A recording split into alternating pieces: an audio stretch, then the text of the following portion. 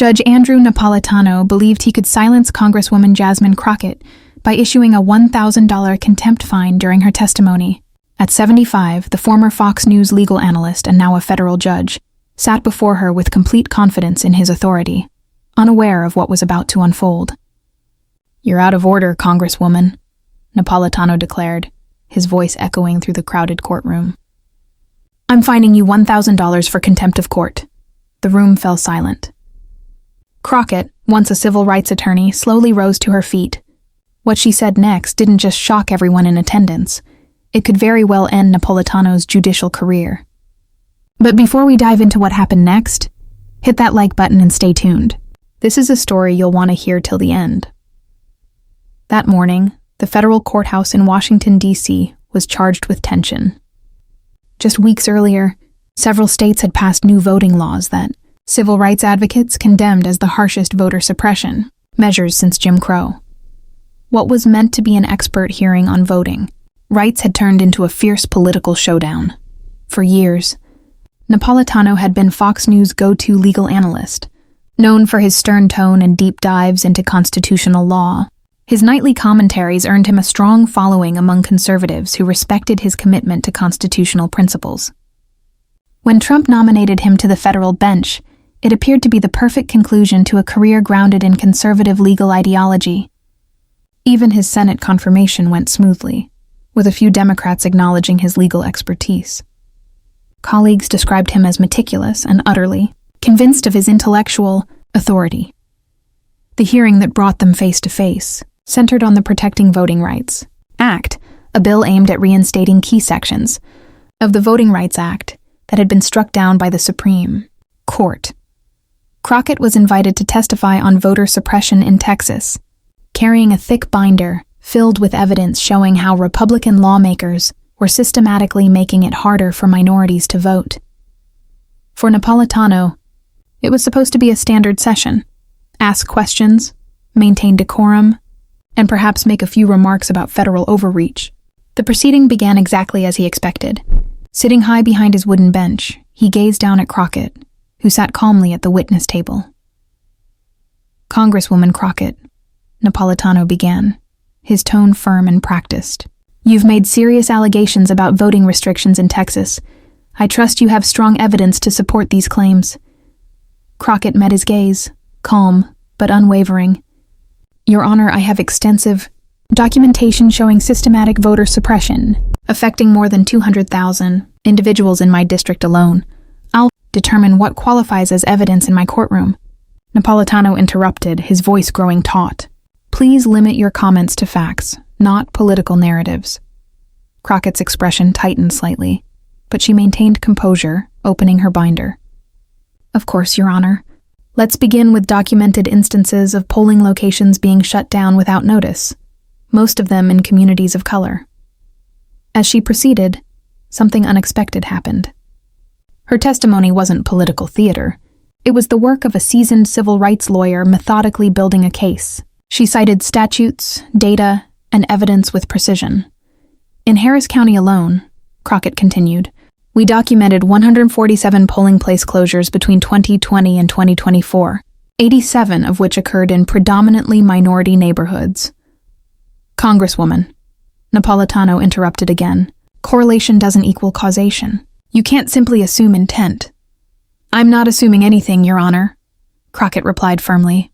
"I'm presenting statistical evidence supported by internal communications from state election officials, obtained through Freedom of Information Act requests." The tension in the room spiked. Republican members shifted uneasily, while Democrats leaned forward, recognizing the significance of her words. Napolitano's jaw tightened. He wasn't used to witnesses, especially political ones, being this prepared. Crockett pressed on. "We also have documented proof showing these closures were part of a coordinated plan. That's enough." Napolitano's voice thundered through the courtroom. "Congresswoman, this is not a campaign rally. I asked for facts, not conspiracies." The air crackled with unease. Crockett closed her binder slowly and looked up. Her voice was steady but fierce. "Your Honor, every point I've presented is verifiable. If facts make you uncomfortable, that speaks more to your judicial bias than to my testimony." A collective gasp filled the room. No one ever spoke to Judge Napolitano that way. Reporters scribbled frantically, sensing a headline. Napolitano's face turned red. A sitting congresswoman had just challenged his integrity before a live audience. "Congresswoman Crockett," he said coldly, "you seem to forget this is a federal courtroom, not the House chamber. I will not tolerate your tone." Crockett rose fully now. "Your Honor, I've been nothing but professional. I've presented factual evidence. If truth feels disrespectful, perhaps the issue lies in how it's received." The silence was absolute. Even the court reporter paused, waiting. "I'll ask you once more," Napolitano said, his voice trembling with restrained anger. "Confine your testimony to evidence. No commentary." "Everything I've said is evidence," Crockett responded, unwavering. "The internal emails showing coordination to close polling sites, evidence. The statistical analysis proving discriminatory impact, evidence. The sworn statements from disenfranchised voters, evidence. Which facts, Your Honor, would you like me to omit?" That's when Napolitano made the mistake that defined the confrontation. Rather than acknowledging her legal command, he defaulted to his authority. "Congresswoman Crockett," he said, raising his gavel, "you are out of order. I'm holding you in contempt and fining you $1,000. The sharp crack of the gavel echoed through the chamber. For a moment, no one moved.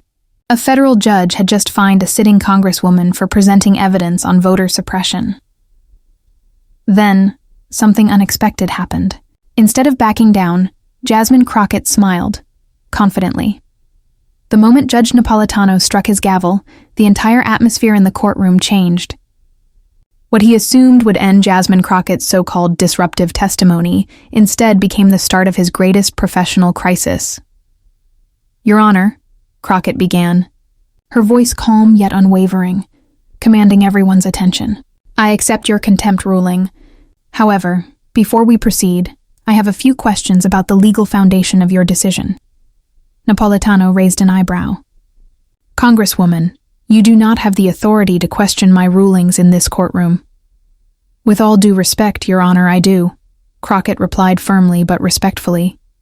"As a member of Congress, protected under the speech or debate clause, and as a licensed attorney in good standing, I have both the right and the duty to challenge any ruling that appears unconstitutional."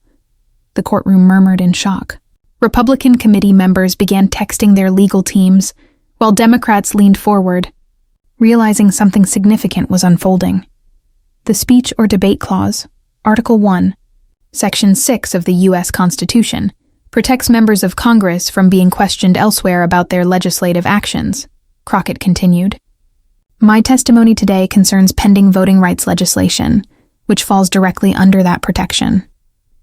Therefore, your contempt ruling may violate the constitutional separation of powers." Napolitano stared at her, his mind racing. She wasn't merely a politician debating from passion. She was invoking constitutional law with precision equal to his own.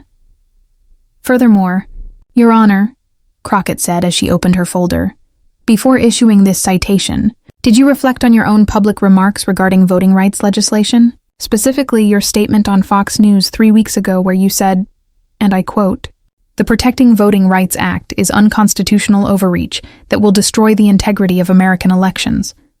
Did you or did you not make that comment?" The room erupted. Republican members appeared stunned. Democrats looked outraged. Reporters began typing furiously. "My past commentary as a private citizen has no bearing on my judicial responsibilities," Napolitano responded, his composure faltering. "Doesn't it?" Crockett countered sharply. "The Judicial Code of Conduct, Canon 2, requires judges to avoid even the appearance of impropriety. Publicly denouncing a piece of legislation, then holding a congresswoman in contempt for defending it, creates exactly that appearance." She paused, allowing her words to settle before continuing. "In fact, Your Honor, weren't you warned by judicial ethics experts before your confirmation that your media appearances could create potential conflicts of interest?" That argument alone would have damaged Napolitano's standing, but Crockett wasn't finished. "There's one more issue, Your Honor," she said, reaching into her briefcase and retrieving a tablet. "Are you familiar with the law firm Brennan and Associates?" For the first time, Napolitano's composure visibly cracked. "Congresswoman, I don't see how that's relevant. It's relevant, she replied evenly, because Brennan and Associates has received between $2 and $3 million from the Republican National Committee over the past 2 years to fight voting rights legislation in federal courts. And according to your financial disclosures, you hold a substantial stock investment in that very firm. The courtroom erupted into chaos. Republicans shouted objections while Democrats demanded answers. The media section went into overdrive. That's false. Napolitano shouted, visibly losing control. Crockett raised the tablet. These are your official financial disclosures, filed with the Administrative Office of the U.S. Courts. Line 47 clearly lists your investment in Brennan and Associates. Should I read the amount? She looked directly at him. $847,000 in stock, Your Honor. Nearly $1 million invested in a firm that profits from opposing the legislation I'm here to defend. The silence that followed was overwhelming. Crockett hadn't simply defended herself. She had exposed a potential ethical breach that struck at the core of Napolitano's credibility and career. Your Honor, she said calmly, I formally request that you recuse yourself from any proceedings involving voting rights legislation due to a clear conflict of interest.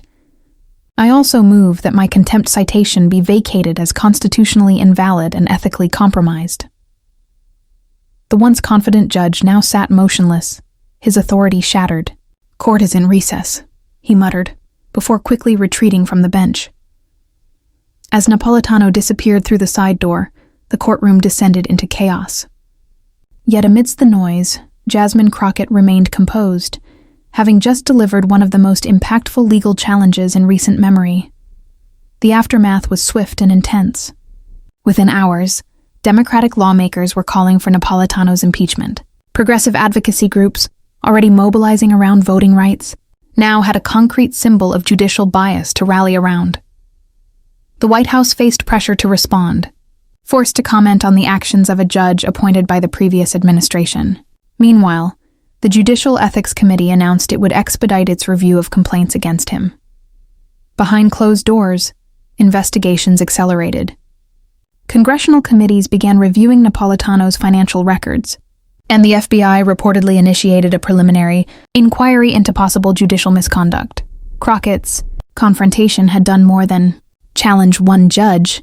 It exposed a deeper network of financial and political interests working to undermine voting rights protections. Her actions revealed how influence and money shape legal outcomes, and how determined individuals can confront that system head-on. Jasmine Crockett didn't just question a contempt ruling. She demonstrated what informed, principled leadership looks like in today's political climate. What's your take on this story? Share your thoughts in the comments below. And if you found this powerful, make sure to subscribe to Celebrity Stories, where we uncover the untold truths they'd rather keep hidden. We're just getting started. God bless you, and God bless America. Instead of realizing he was facing a legal mind equal to his own, Judge Napolitano fell back on the one thing he believed would silence her: the authority of his position. Congresswoman Crockett, he said, raising his gavel, you are out of order. I'm holding you in contempt and fining you $1,000. The sharp crack of the gavel broke the silence in the courtroom. For a moment, everyone stood frozen. A federal judge had just declared a sitting congresswoman in contempt for presenting evidence of voter suppression. Then, something unexpected happened. Instead of backing down, Jasmine Crockett smiled confidently. The moment Judge Napolitano brought down that gavel, the entire tone of the courtroom shifted. What he assumed would be the end of her testimony became the start of a turning point he never saw coming. Your Honor, Crockett began, her voice calm yet firm, with a controlled determination that drew everyone's attention. I accept your contempt citation.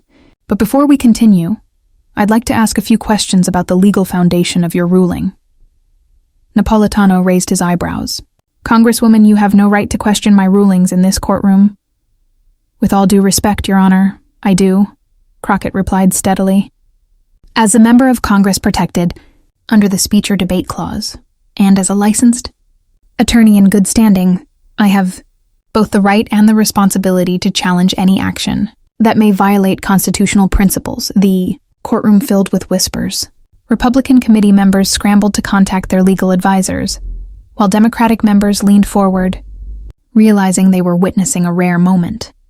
The Speech or Debate Clause. Article 1, Section 6 of the Constitution protects members of Congress from being questioned elsewhere about their legislative speech. Crockett continued, "My testimony today concerns voting rights legislation currently under congressional review. That makes it fully protected. Therefore, your contempt ruling appears to directly violate the constitutional separation of powers." Napolitano stared at her, his legal mind turning over what she just said. She wasn't a politician bluffing through an argument. She was matching him, point for point, with clear constitutional reasoning. "However, Your Honor," she continued, opening her folder and pulling out several documents, "there's another issue we must address. Before issuing your contempt ruling, did you take into account your own public remarks about voting rights legislation?" She paused before adding, "Specifically your appearance on Fox News 3 weeks ago, where you stated, and I quote, 'The Protecting Voting Rights Act is unconstitutional overreach that will destroy the integrity of American elections.' Did you make that statement?" The room erupted. Republican committee members were visibly alarmed. Democrats looked outraged. The media section became a flurry of activity. "My previous comments as a private citizen have no bearing on my judicial responsibilities," Napolitano replied, trying to maintain control. "Don't they?" Crockett countered firmly.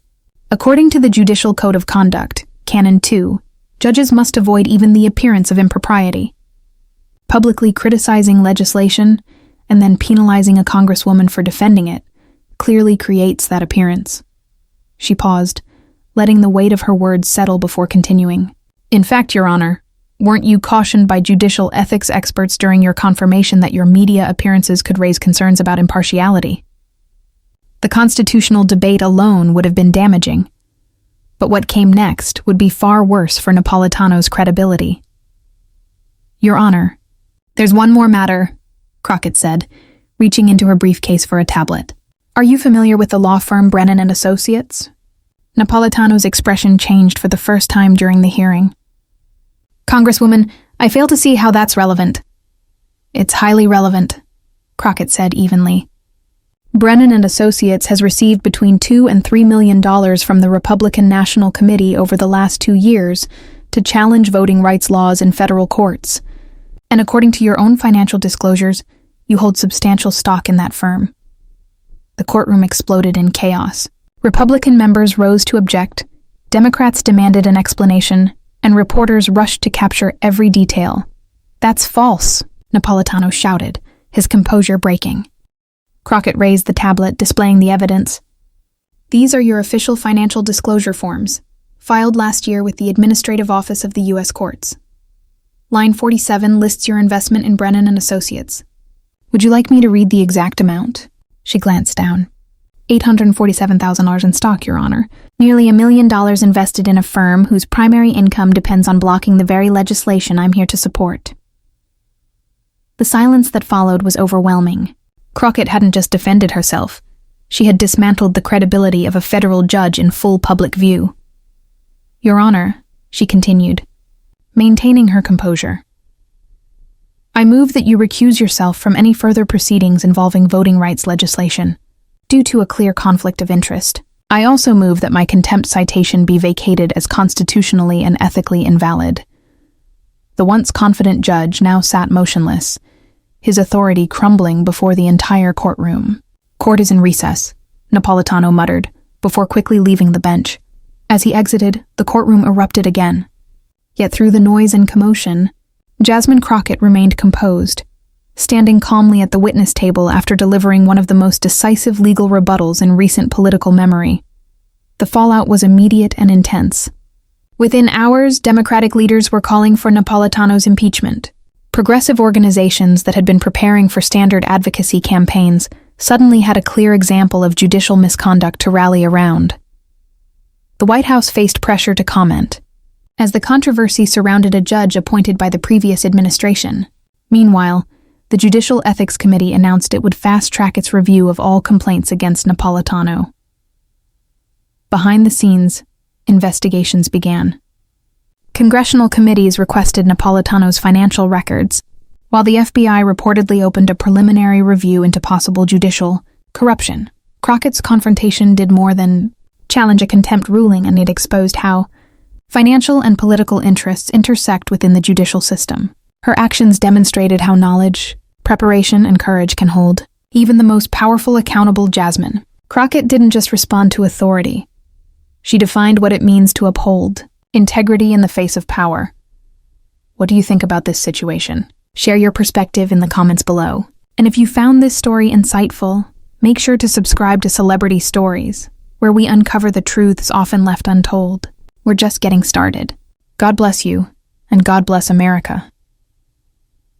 What the public didn't see was the rapid activity unfolding behind the scenes. Congressional investigators had already begun reviewing Judge Napolitano's financial disclosures, while the FBI opened a preliminary inquiry into possible judicial misconduct. Crockett's confrontation had pulled back the curtain on a much broader network of financial interests working to undermine voting rights protections. Her exchange in court made one thing clear: money and influence often shape the outcomes of justice. More importantly, it proved that such systems are not untouchable. When armed with preparation, integrity, and legal knowledge, an advocate can expose corruption and hold even the most powerful figures accountable. Jasmine Crockett didn't just make Judge Napolitano rethink his contempt ruling.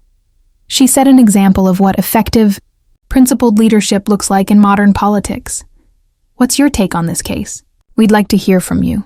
Share your thoughts in the comments below. If this story resonated with you, don't forget to subscribe to Celebrity Stories, where we continue exploring issues and truths often left unspoken. We're just getting started. God bless you, and God bless America. Judge Andrew Napolitano believed he could silence Congresswoman Jasmine Crockett with a $1,000 contempt fine during her testimony. At 75, the former Fox News legal analyst and current federal judge looked at Crockett with full confidence in his authority, unaware that his decision was about to backfire dramatically. "You're out of order, Congresswoman," Napolitano declared, his voice echoing through the packed courtroom. "I'm holding you in contempt of court and fining you $1,000. The room fell silent. Crockett, once a civil rights attorney and now a sitting congresswoman, rose calmly. What she said next not only stunned the courtroom, but potentially ended Napolitano's judicial career. But before we get to that moment, make sure to like this video and stay with us till the end. What happens next is worth your attention. That morning, tension filled the federal courthouse in Washington, D.C. Just weeks earlier, several states had passed new voting laws that civil rights advocates described as the harshest voter suppression measures since the Jim Crow era. What was meant to be a straightforward congressional hearing quickly turned into a heated legal and political clash. Judge Napolitano, long known for his television appearances explaining constitutional law with precision, had built a reputation as a staunch conservative thinker. His appointment to the federal bench by former President Trump was seen as the perfect conclusion to his long legal career. His confirmation process went smoothly. Even a few Democratic senators acknowledged his knowledge and discipline. Colleagues described him as meticulous, confident, and deeply committed to his legal interpretations. The hearing that brought them together focused on the Protecting Voting Rights Act, a bill designed to restore key portions of the original Voting Rights Act that the Supreme Court had weakened. Crockett was there to testify on voter suppression in Texas, armed with detailed documentation alleging systematic barriers affecting minority voters. For Napolitano, the hearing seemed routine: ask questions, maintain order, and perhaps share his views on constitutional limits. From his high bench, he addressed her firmly. "Congresswoman Crockett," he said, "you've made some serious claims about voting restrictions in Texas. I trust you have credible evidence to support them." Crockett looked up steadily. "Yes, Your Honor. I have extensive documentation showing that over 200,000 voters in my district alone have been affected by suppression tactics." "I'll determine what qualifies as evidence here," Napolitano interrupted. "Please stick to facts, not political statements." Crockett kept her composure. "Of course, Your Honor. I'll begin with documented polling site closures, disproportionately impacting communities of color." As she laid out her findings, it became clear this wasn't a typical political speech. She methodically cited laws, analyzed data, and referenced communications obtained through FOIA requests. In Harris County alone, she explained, we documented 47 polling locations closed between 2020 and 2024, with the majority in minority communities. Napolitano interrupted again. Correlation is not causation, Congresswoman. I'm not assuming anything, Your Honor, she replied evenly. I'm presenting data and internal correspondence showing intentional discrimination. The room grew tense. Republican members shifted uneasily while Democrats leaned forward. Napolitano's jaw tightened. Witnesses rarely challenged him this directly. Crockett continued, we have further proof these closures were part of a coordinated plan. That's enough, Napolitano snapped. This courtroom is not a political stage. Stick to facts. Crockett closed her binder slowly. Everything I've presented is factual. If these truths are uncomfortable, that reflects more on your judicial outlook than on my testimony. Gasps filled the courtroom. No one spoke to Judge Napolitano that way. Congresswoman Crockett, he said coldly, you are forgetting your place. This is a courtroom, not the House floor. I've remained respectful, she answered calmly. If evidence feels disrespectful, perhaps we should ask why. The silence was absolute. Napolitano's frustration was visible. Limit your statements to factual evidence, he demanded. Everything I've said is factual, she repeated. Emails, data, sworn testimony, all verified. That was when Napolitano made the decision that would define his downfall. Congresswoman Crockett, he said, raising his gavel. You're out of order. I'm holding you in contempt and fining you $1,000. The gavel struck, echoing through the courtroom. For a moment, everyone froze. A federal judge had just held a congresswoman in contempt for presenting evidence of voter suppression. But instead of backing down, Crockett smiled. The power dynamic had shifted. Your Honor, she began, her voice steady but assertive. I accept your ruling. However, before we proceed, I'd like to ask a few questions about the legal foundation of your decision. Napolitano frowned. You don't have the authority to question my rulings. With respect, Your Honor, I do, she said. As a member of Congress protected under the speech or debate clause, and as a licensed attorney, I'm obligated to challenge any ruling that undermines constitutional principles. The courtroom buzzed. Republicans reached for their phones. Democrats watched intently. The speech or debate clause, Article 1, Section 6, protects members of Congress from being questioned elsewhere for legislative actions, she explained. My testimony relates to voting rights legislation before Congress. That means your contempt ruling potentially violates the separation of powers. Napolitano hesitated.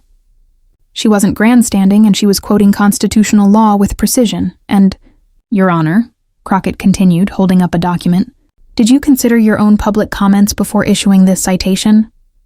Specifically, your Fox News appearance 3 weeks ago, where you said, the Protecting Voting Rights Act is unconstitutional overreach that threatens election integrity. Did you make that statement? The room erupted. Reporters typed frantically as lawmakers exchanged stunned looks. My prior comments as a private citizen don't affect my judicial conduct, Napolitano replied. Don't they? She asked firmly. Canon 2 of the Judicial Code requires judges to avoid even the appearance of bias. Publicly denouncing legislation, then penalizing a congresswoman defending it, that raises serious ethical concerns. She paused. And if I recall correctly, ethics experts warned during your confirmation that your frequent media appearances could create such conflicts. Did they not? What came next would devastate Napolitano's credibility permanently. Your Honor, Crockett said, pulling out a tablet. Are you familiar with Brennan and Associates? His expression tightened. That's irrelevant. It's relevant because that firm received over $2 million from the RNC to challenge voting rights laws. And according to your financial disclosures, you own nearly $850,000 in stock in that same firm. The courtroom broke into chaos. Napolitano denied the claim, but Crockett displayed the documents. These are your official disclosures, she said calmly. Line 47, Brennan and Associates, $847,000. The silence that followed was heavy. Your Honor, I move for your recusal from all voting rights cases due to conflict of interest, and request that my contempt citation be vacated. Napolitano, visibly shaken, muttered, "Court is in recess," and left the bench. The fallout was immediate. Democrats called for his impeachment, advocacy groups mobilized, and the Judicial Ethics Committee launched an expedited investigation. What began as an attempt to silence a congresswoman ended as a defining moment for judicial accountability.